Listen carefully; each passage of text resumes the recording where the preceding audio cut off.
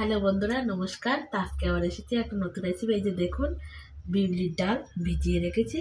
তো এটা কিন্তু বাটবো এবারে।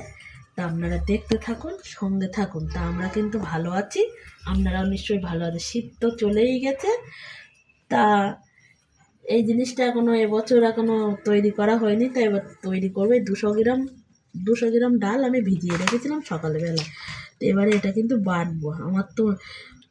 আমি তো মিক্সারে বাটবো না, আমি হাতে বাটবো। তো আমি বেটে আনছি, তা আপনারা দেখতে থাকুন। এই যে ডাল বেটে নিয়ে চলে এসেছি। এবার কড়া বসিয়ে দিয়েছি।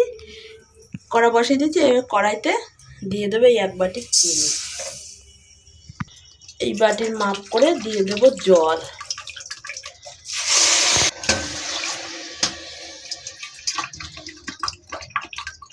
যে 3 বাটি দিয়ে দিলাম জল। দিলাম স্বাদ মতো লবণ।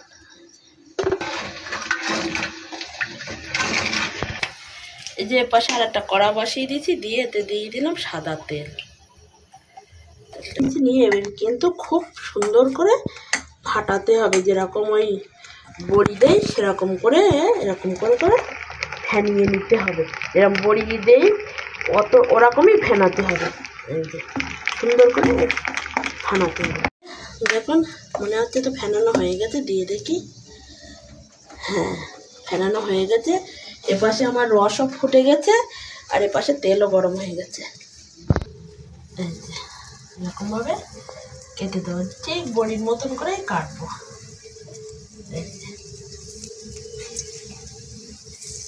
এমনিতে এই যে ঘুরে ঘুরে ওরা সরে যাবে, এমনি থেকে ঘুরবে ওরা। আস্তে আস্তে করে উল্টে নেবো, নিয়ে লাল লাল করে একটু লাল করে ভাজতে হবে। এরকম কড়া করে ভেজে নিয়েছি। নিয়ে এবার তুলে রাখবো। একটু পরে রসে দেবো, মানে রসটা একটুখানি ফুটবে, কিন্তু একটু পরে আমি রসে দিয়ে দেবো। গ্যাসটা অফ করে তারপরে রসে দেবো।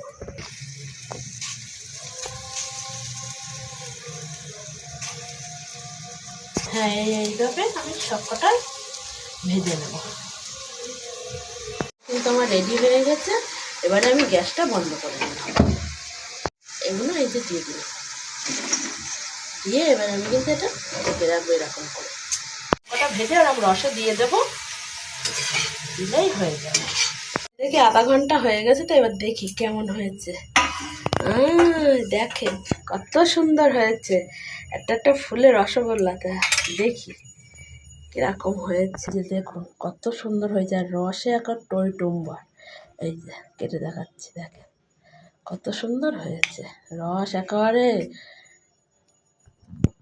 একবার ভরে গেছে রসে।